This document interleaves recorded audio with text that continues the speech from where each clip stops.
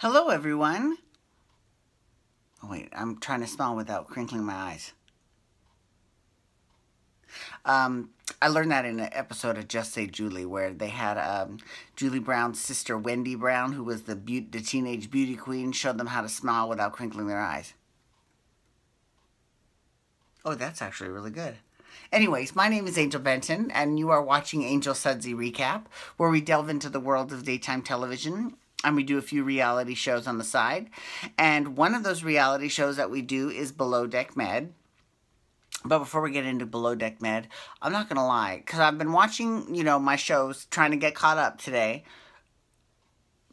Got a belch right there.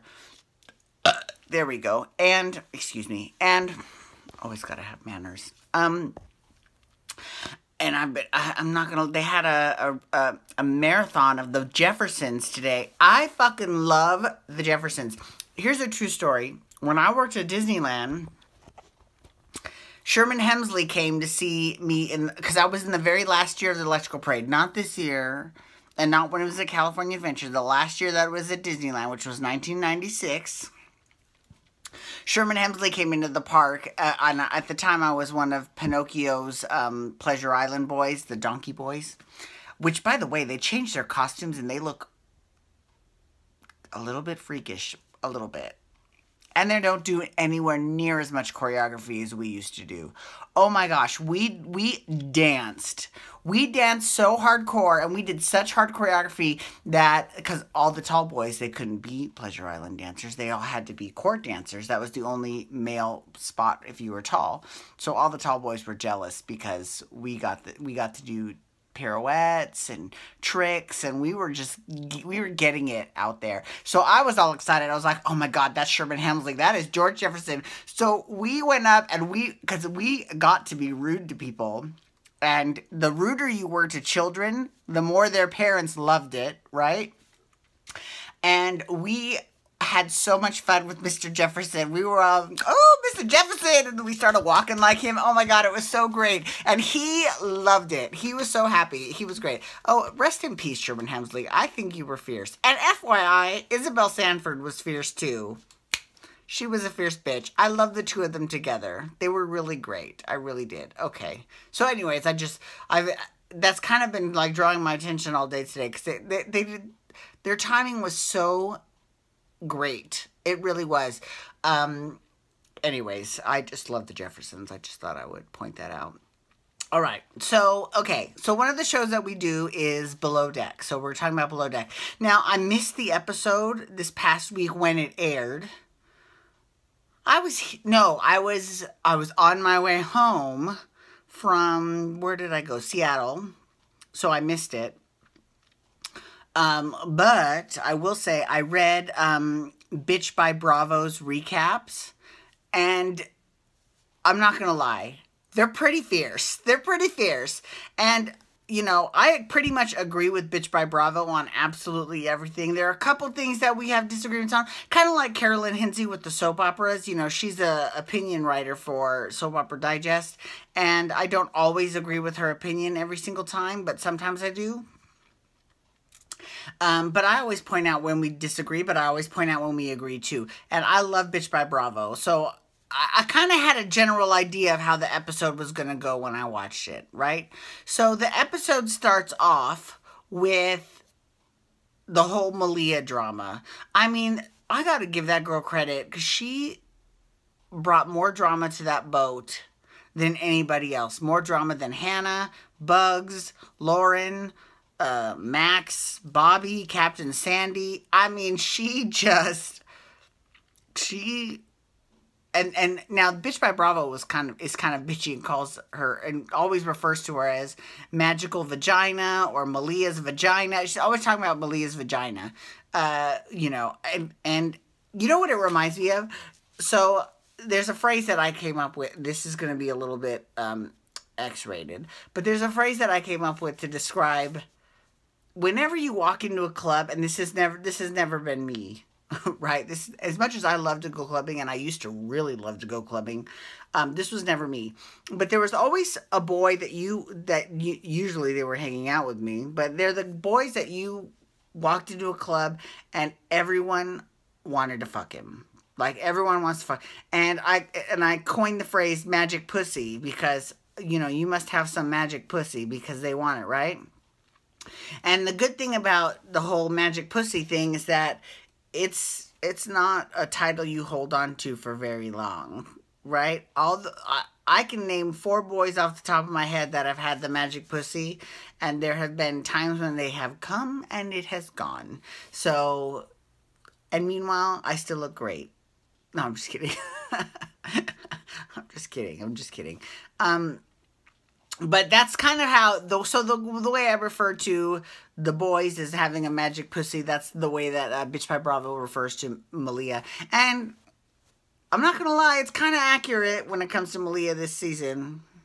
So, it starts off with Adam. Adam is really, you know, here's the thing. Adam's a little bit butthurt because Malia rejected him. Now, granted, she did it and do it in the best way. But, I mean, she's a girl and she doesn't want you anymore. So, move on. Right? Let it go. No, he has to go to Wes and he's got to show Wes these text messages that she sent when now granted, she was being two-faced when that happened, right? And then right before they leave the boat, he goes and talks to Wes again about how they hooked up before they got on the boat. And it's like, dude, it's over. Like, the charter season is over. And I get that you weren't treated very well by her. I understand that. But you got to let it go and move on, right?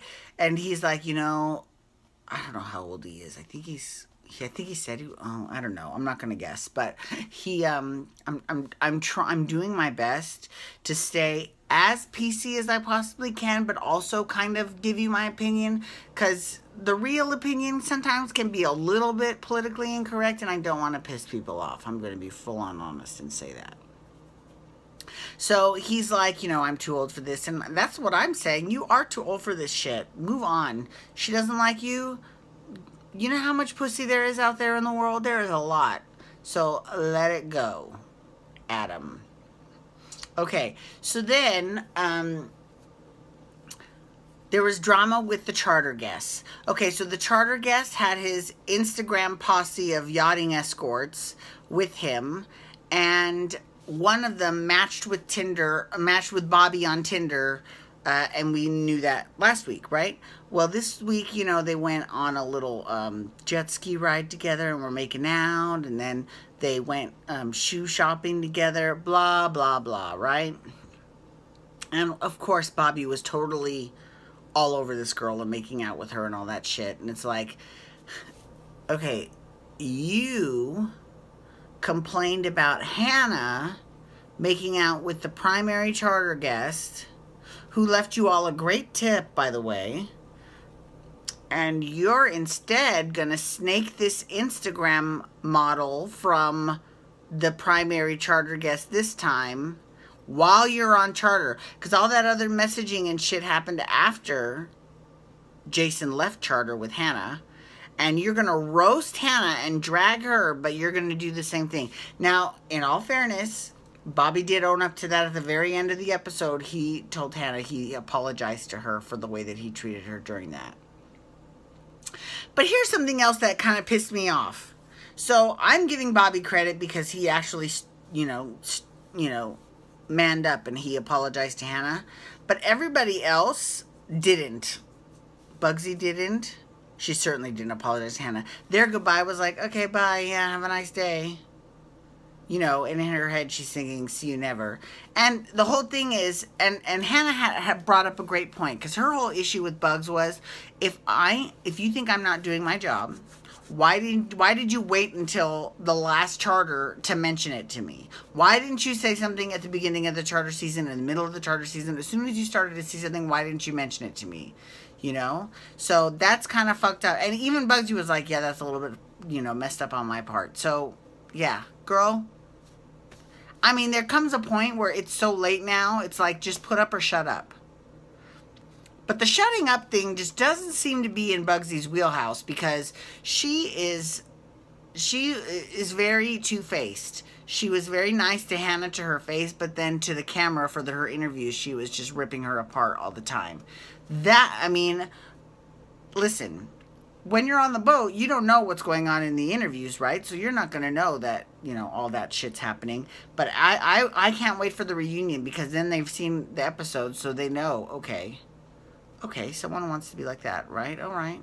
Okay, so then the guns are coming out. And you know what I wonder? You know how last season for Below Deck, not Below Deck Med, but for Below Deck, there was no reunion, and I thought that was weird, because the season before they had a full-on reunion, not just one of those crappy Watch What Happened live reunion we're going to get next week, but like an actual reunion.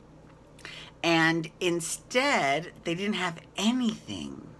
And I'm wondering if some secrets would come out about some of the castmates, because they might be asked back on Below Deck next season. And they don't want to poison the audience against them. Just something to think about. I'm not sure if that's... And FYI, I'm not talking about Kate, because I love me some Kate. We'll just think about that. We'll chew on that for a second. Anywho. And the goodbye between Malia and Hannah. I mean, Malia is just as bad. I mean, okay. We'll see how this goes on the reunion. But anyways, it was an interesting show. And it was the season finale. And we'll see how the reunion goes, because hopefully it'll be pretty fierce. Okay. Thank you so much for logging on today. I do appreciate it. Please feel free to follow me on Twitter and Instagram at Angel Benton. You can hashtag Below Deck Med to talk Below Deck Med, or you can hashtag Days to talk Days of Our Lives. And that's it. Oh, and you can also hit that YouTube subscribe button on my YouTube channel to get my YouTube videos sent to your inbox every single day. All right, everyone, have a great day. Peace out. Wubba, wubba, wubba.